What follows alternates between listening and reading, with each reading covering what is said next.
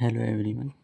आज हम बात करेंगे डीबीटी के बारे में। क्या है कि डीबीटी? तो सबसे पहले हमें डीबीटी कब आई थी ये पता होना चाहिए। तो साहब आपको बता दें कि 2013 में डीबीटी को लाया गया था। अब डीबीटी का पूरा नाम क्या है साहब?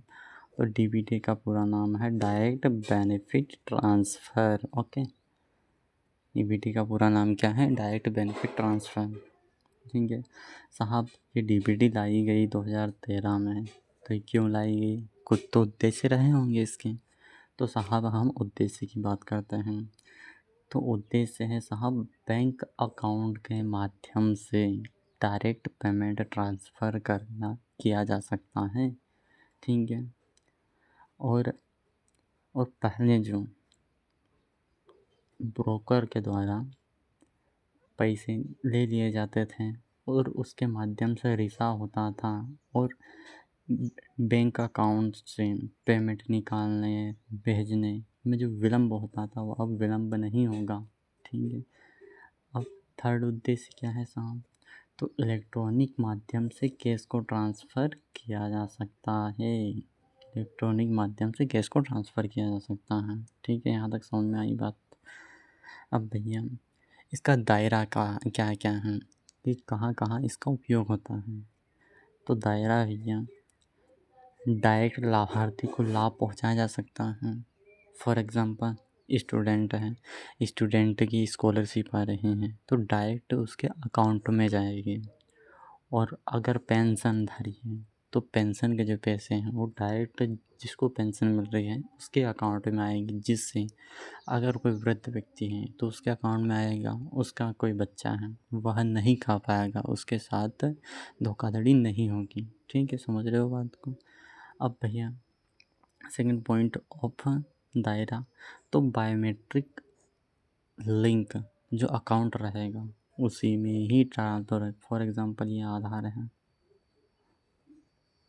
आधार इससे लिंक है बैंक अकाउंट, तो इससे पेमेंट यही पर जाएगा, दूसरे आधार अकाउंट में ट्रांसफ़र नहीं होगा। इससे हमको रिसाव नहीं होगा और विलम्ब नहीं होगा। ठीक है, और ठीक है, ये दायरा हमने बात करी। अब भैया बात करते हैं डीबीटी, डायरेक्ट बेनिफिट ट्रांसफ़र के profit and benefit of DBT.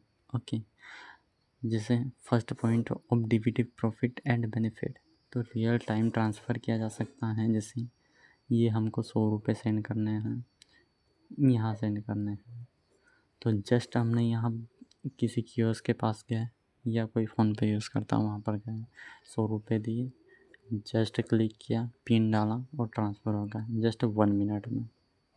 Okay, 1 minute मतलब कि तत्काल ट्रांसफ़र हो सकते हैं। और ठीक है, और कैश ट्रांसफ़र की सुविधा प्रदान करता है। ठीक है, और इससे फाइनेंशियल इंक्लूजन देखने को मिलता है। ओके, और fourth point of benefit DBT, तो साहब आधार बेस्ड माइक्रो एटीएम नेटवर्क के रूप में काम करता है। और पांचवा, राजकोषीय बचत प्रदान करता है।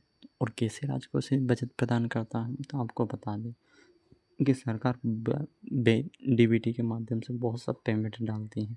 पहले क्या होता था, राजीव गांधी ने एक बार बोला था कि मैं अगर सेंट्रल गवर्नमेंट के द्वारा 100 रुपये भेजता हूँ तो नीचे तक 1 रुपया बचता है। तो वहाँ पर क्या होता था, रिसाव और विलम्ब होता था। लेकिन अब रिसाव और विलम्ब नहीं होगा, तो पैसे की बचत राजकोषीय बचत के रूप में होगी। समझ रहे हो? ठीक है, हमने भैया डीबीटी को देखा, डीबीटी के उद्देश्य को देखा, उसके दायरे को देखा। ठीक है, और उसके बाद प्रॉफिट एंड बेनिफिट्स को देखा। और उसके बावजूद भी कुछ सीमाएं हैं डीबीटी की। वह सीमाएं क्या है भाई साहब? तो आदिवासी लोग हैं और अदर बैकवर्ड क्लासेस के कुछ लोग हैं जहाँ तक बैंकिंग सुविधाओं तक पहुँच ही नहीं है, जिसके कारण डीबीटी का फ़ायदा वह नहीं उठा पाते हैं। ओके, ठीक है। और second, bank account not available, सभी लोगों के पास आमतौर पर बैंक अकाउंट ही नहीं है। ठीक है, नीति आयोग की रिपोर्ट के अनुसार। ठीक है, और third point, no use more for man, या जिस काम के लिए पैसे डीबीटी के माध्यम से डाले जाते हैं वह पेमेंट उस काम में ना यूज़ करके अदर काम में यूज़ कर लिया जाता है।